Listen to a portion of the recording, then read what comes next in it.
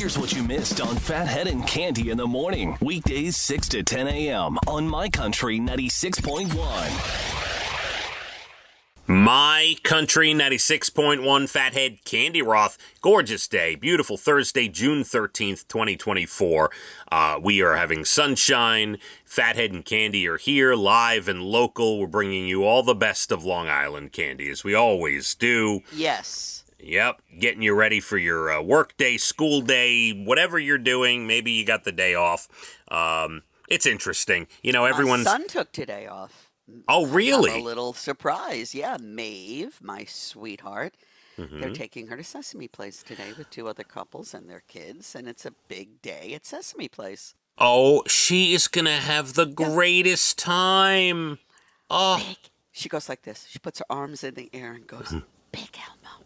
Oh, Big Elmo. Yes. Yes. And, of course, her love for Abby Cadabby is growing every second of every day. Let me tell you something. If I don't get a picture of her and Abby Cadabby, I'm going to be angry. Now, that being said, I took my kids when they were little. I think Evan was 4, maybe, and that would make Casey 7. And Evan had a habit of looking down at the ground when he'd be walking, and he ran right into a pole and cut his head right open. Oh, my At God. Sesame Place. Yeah, that sounds like an Evan thing, you know? Yeah, he did that twice in his young life, walking and crashed into a pole because he wasn't looking where he was going.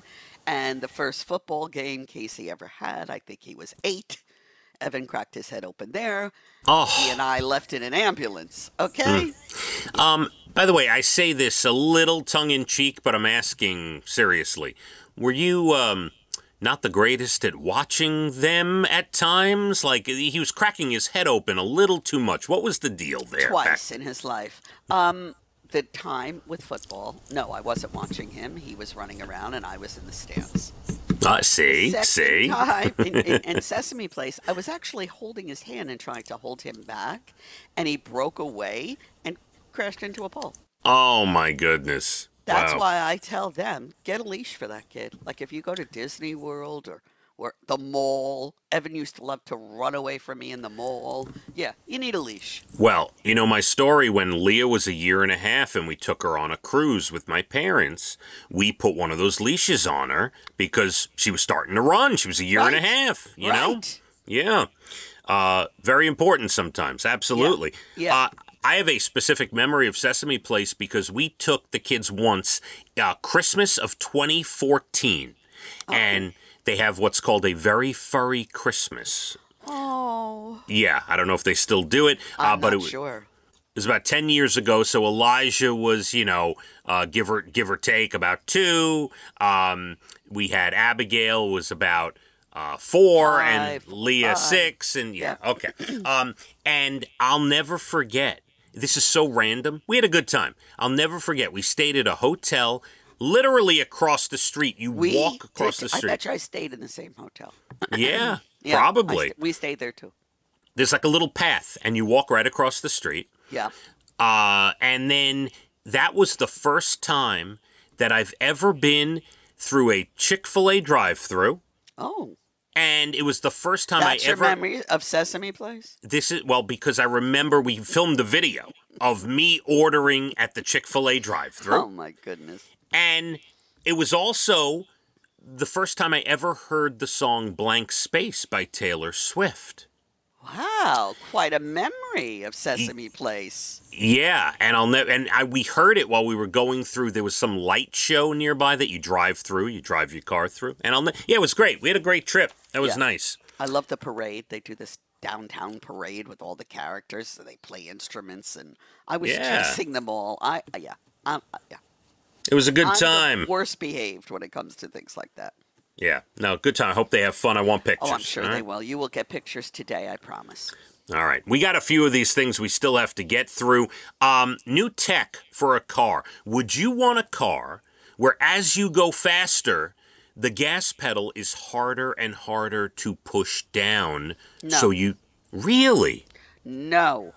All right. Would you want a car that alerts you when you're speeding? Just like, is like sends out a little alarm, like watch yourself, and you're Do you speeding. get to set the speed, or it sets it for you? That's a good question. You can shut it off. You don't have to have it on. I think these are all great ideas because sometimes you don't realize how fast you're going. It's true. That one I wouldn't mind.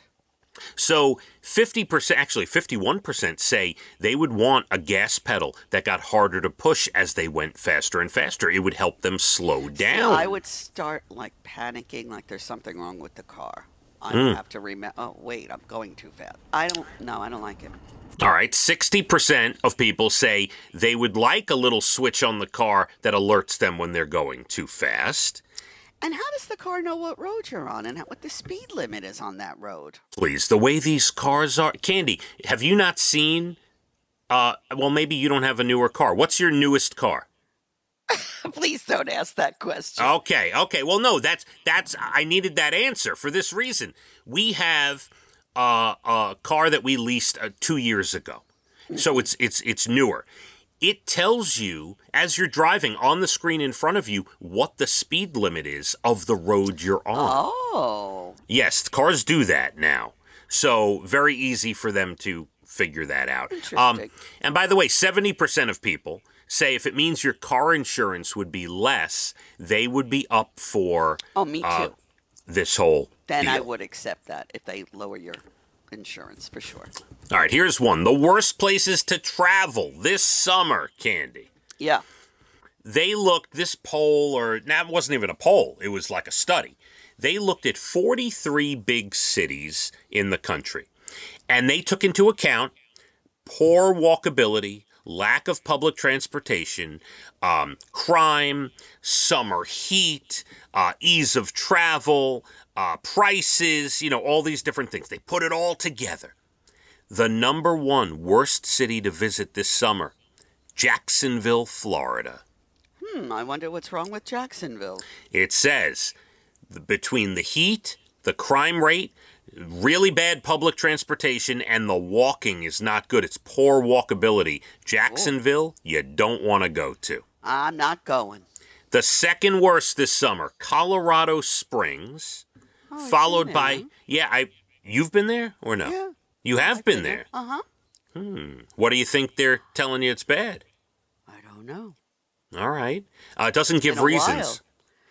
while. I had a friend who lived there. It was very nice. All right.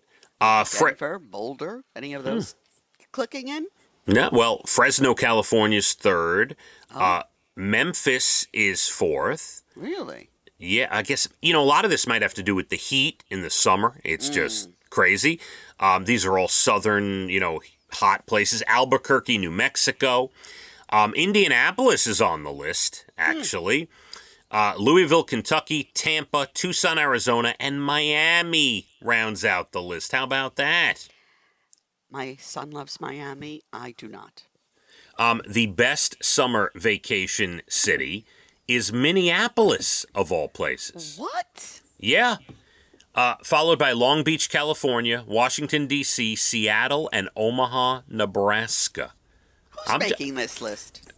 Forbes put this together. Wow, interesting. Yeah. So there you have it. National days, Candy. It's National Golf Cart Day today.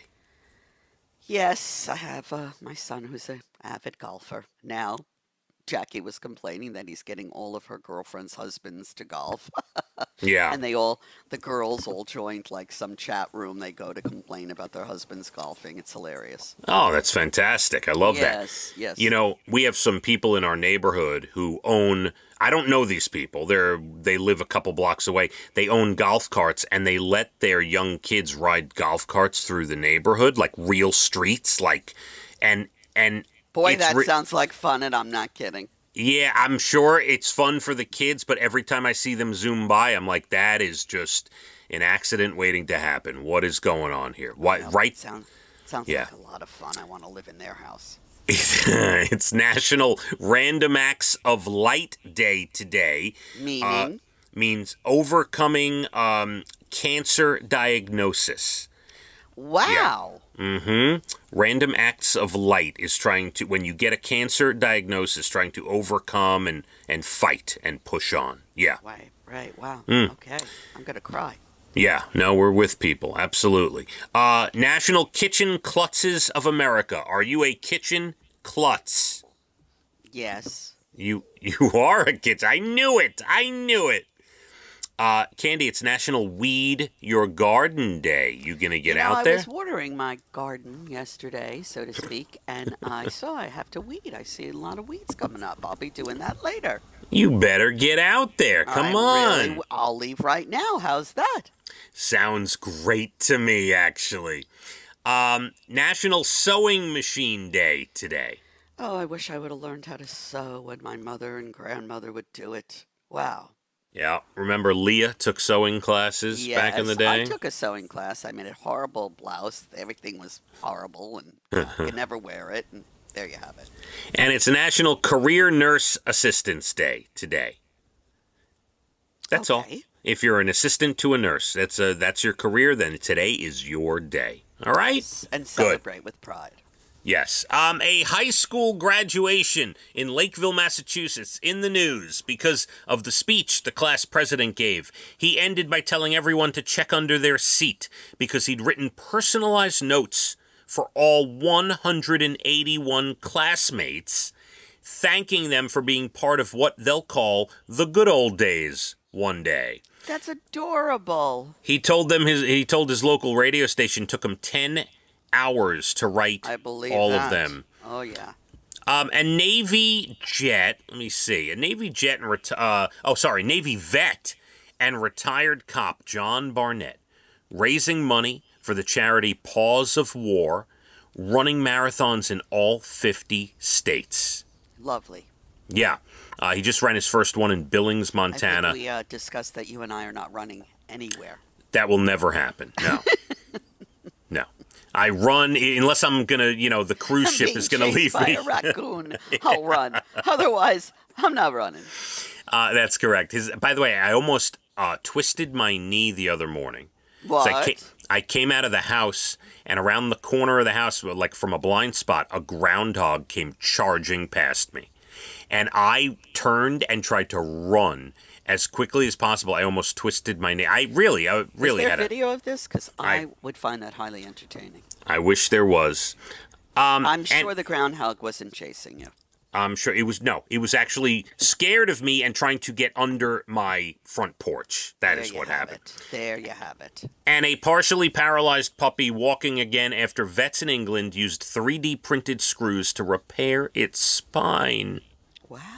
Technology is amazing. So cute. 3 months ago, they had the surgery, the little puppy, and it's walking again, up and running again. Yeah, beautiful. Candy, that's it. That does it for us, okay? I think we covered quite a lot today. Yeah, we got into a few things. Thanks to Ryan and Amanda, our great producers. I am here till 10. Then Jim O'Brien, Murph Dog, Jay Letterman. I want you to have a great rest of your day, please. You too, my friend. Don't twist anything, okay? Thanks. Gonna be an absolutely gorgeous day. 80 in sunshine. Let's hit the roads. My Country 96.1. Phathead and Candy in the morning. Weekdays 6 to 10 a.m. on My Country 96.1.